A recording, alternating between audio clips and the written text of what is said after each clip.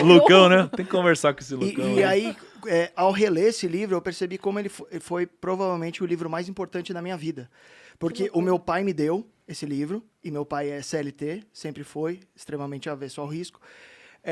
E ao ler esse livro, eu estava na escola, e eu sempre estudei nas melhores escolas. E eu não sabia que meu pai tinha dinheiro, porque a gente nunca conversou muito sobre dinheiro. Então eu sabia só que meu pai tinha o pior carro de todos da escola, então eu me achava pobre. E é muito louco isso. Se tem alguma coisa que eu vou mudar em termos de approach com meu filho, é de falar sobre dinheiro. Falar o quanto que eu ganho, falar o que eu tô pensando. Porque eu fiquei tanto tempo assim no escuro com meu pai que eu falei, primeiro, ele deve estar passando fome para fazer eu estudar no Bandeirantes, no Estoco, na PUC, que são colégios relativamente bem caros, né? E faculdade cara. Eu não sabia que ele tinha dinheiro. E isso fez com que eu, antes de ler esse livro, tivesse uma mentalidade de pobre. E ele fala aqui em uma passagem, ele fala, você pode estar pobre, mas se você agir como pobre, você vai ser para sempre pobre. Então ele fala, o pai rico, em alguma passagem... Eu tô até com ela aberta aqui. Ele fala que, tipo, ele podia estar quebrado, mas ele nunca falava que ele era pobre. A frase específica é assim, há uma diferença entre ser pobre e estar quebrado. Estar quebrado é temporário, a pobreza é eterna. É isso. Era isso. Não, tem uns trechos que ele fala. Imagina uma criança de 9 anos, que era o caso do Kiyosaki aqui, e ele conta, né? Meus 2 pais tinham atitudes mentais diferentes. Um acreditava que os ricos deviam pagar mais impostos para atender aos menos afortunados. O outro dizia, os impostos punem os que produzem e recompensam os que não o fazem. Um dos meus pais recomendava, estude arduamente para poder trabalhar em uma boa empresa. O outro falava, dedique-se aos estudos para conseguir comprar uma boa empresa. Um dizia, não sou rico porque tenho filhos. O outro, tenho que ser rico por causa de vocês, meus filhos. Um incentivava a conversa sobre dinheiro e negócios na hora do jantar. O outro proibia que se falasse no assunto. Cara, então você vê, louco isso. Eram opostos, de fato. E esse negócio de ser pai, eu acho que até o Joel, eu já falei sobre isso com o Joel, é muito louco, cara, porque depois que nasce o catarrento, você fala, mano, eu não tenho opção ser pobre, não tem como. Então... Gasta, né? Cara, ele já nasceu com déficit ali de uns 50 pau. Eu já fiz até uma planilha. Sacanagem. Vou cobrar, óbvio, juros compostos. É o milagre dos juros compostos. Eu separei aqui o que eu acho a frase mais sensacional dele, que é meio no começo, né, já que você tá nas frases. Pra mim, isso daqui é revolucionário. O cara falar isso, pra mim, é revolucionário.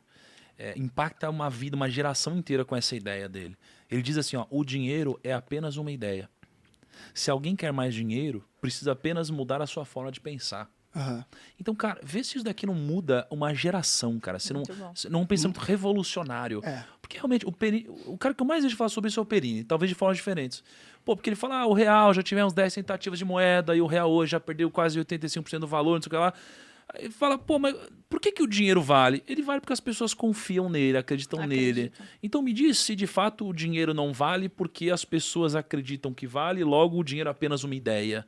Né? Por que o Bitcoin vale? As pessoas acreditam nisso. Então se você consegue criar uma ideia, mudar a sua perspectiva, você criou dinheiro.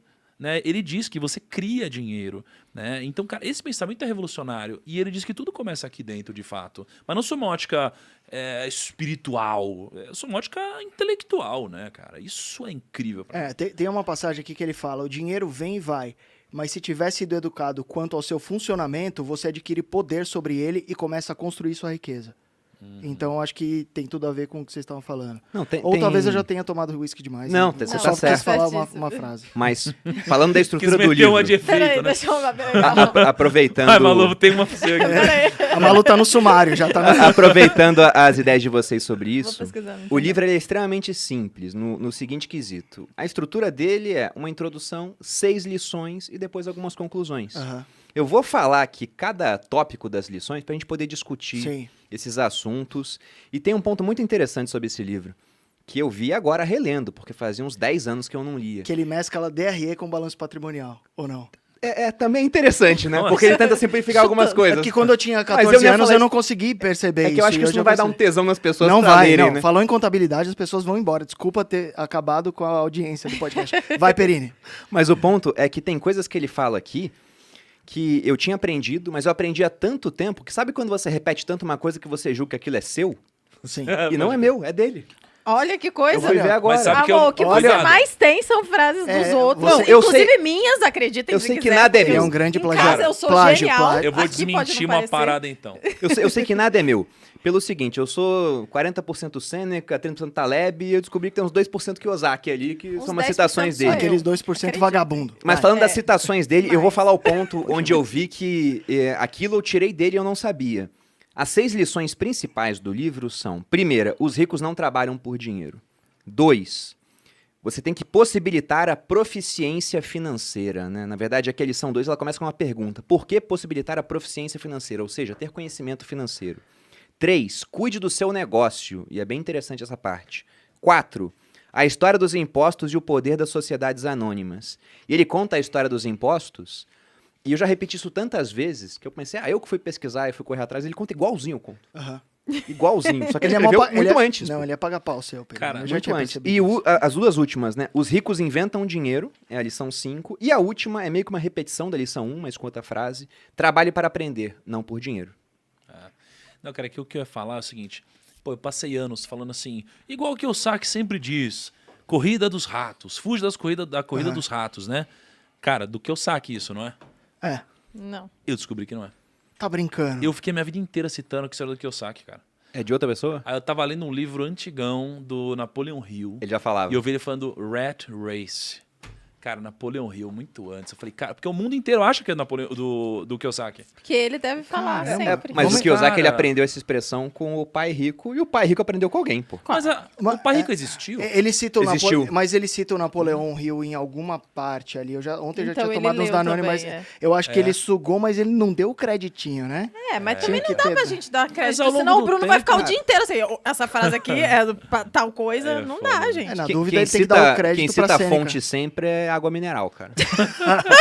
Exatamente. Pô, se você repete a ideia 20 vezes, tu vai dar o crédito nas primeiras, depois, até porque as pessoas já ouviram, você vai acabar Sim. pulando alguma vez o E é crédito. por isso que na internet você tem que repetir sempre o que é seu mesmo, pra poder as pessoas saberem que Isso é é seu. bizarro. Fingir- Senão É, alguém é. pega e já É como, é como fingir autoridade, o né? Thiago sempre fala, o clichê é o clichê por um motivo, né, Thiago? É, você não meu. fala isso? E eu lembro quando eu inventei essa. Você lembra quando incrível. inventou? É. Foda. O Pedro copia muita frase minha. Pedro, você sabe. Ele tem esse problema. É um plagiador. Mas antes de começar a discutir as lições, lição por lição, você perguntou se o pai rico de fato existiu. E ele responde essa pergunta nessa edição comemorativa. Ele fala, muita gente pergunta se a história é real ou não. E ele gravou um podcast com o filho do pai rico, que era o amigo dele, o É um Mike. amigo. O Mike. Aham. Que hoje é riquíssimo também, conseguiu ampliar o império do pai. Então, de fato, essa pessoa existiu. Ele não coloca o nome inteiro dele aqui, pelo menos eu não vi. Porque deve ser muito rico e aí ele tá preservando. Pois é, a mas de identidade. fato existiu. Eu duvido muito que os diálogos aqui, poxa, Tenham sido entre assim. crianças não de dá. 9 anos tenham sido daquele jeito. E lembrar nesse nível de detalhe, não. Ele deu uma Exatamente. inventada, mas a Mas, gente cara, faz só. isso. Sabe o que Ah, eu um acho pouco que fez de esse livro ficção tão. é bom também. Exato. Sabe o que eu acho que fez esse livro tão extraordinário? Acho que as mensagens que esse livro carrega são muito poderosas, mas eu acho que o que fez ele extraordinário foi ele aliar os conceitos extraordinários, que acho que não tem nada de novo, porque muitos livros carregam isso, com o storytelling. Porque qualquer livro de desenvolvimento pessoal que você vê hoje não são livros de histórias. Aqui você tem um enredo, então, é o pai rico, pai pobre e tal. Cara, isso daqui fixa de um jeito, é igual a Bíblia, é Jesus, são as parábolas. Aham. Isso daqui é levado adiante. É difícil alguém pegar e te explicar, por exemplo, sobre autorresponsabilidade. Explica a autorresponsabilidade. Cara, não é sexy, mas quando você conta uma história, Aham. porra, isso aí passa adiante. Então, eu acho que a beleza desse livro tá aí. E eu acho que é o que só um outro autor conseguiu fazer até hoje. Mano Napoleão. Que não, é óbvio, né? O Napoleão Hill, mas eu acho que é um que ele é o novo pai rico, pai pobre, que é o Morgan Housel. Nossa! Pra mim, ele é o único autor que Escreveu conseguiu o fazer quê? hoje. Ele é o É uma mindset financeira. psicologia Ah, tá. financeira. Mas é novo, lançou há pouco tempo. Eu não li ainda, mas eu sei que ele vai Cara, gravar com a gente pra Ele Fin vai pro Class. Fin Class. E eu já preparei o Finbook dele, cara, porque eu já li esse livro 3 vezes, Psicologia Financeira. Cara. Que eu percebi que ali ele fala sobre onde todo mundo perde dinheiro, que é na cachola, que é no estômago. Vieses. Alguns vieses. É porque Mas ele normalmente conta histórias, né? Isso que é legal. é muito sensacional, cara. Eu tenho um sonho de escrever um livro ainda sobre basicamente o que a gente fala, né? Só que com um enredo, com uma história. Eu uma também única queria história, fazer. O Bruno entendeu? quer Eu assim gosto também. tanto de Revolução dos Boa. Bichos, por exemplo, por conta Não é? disso. Porque uma criança lê e compreende, e aquilo fica preso na cabeça dela. Eu li Revolução dos Bichos, você leu esse livro com 13 anos? Eu li e já tinha mais de 18, mas Revolução dos Bichos eu li com uns 12.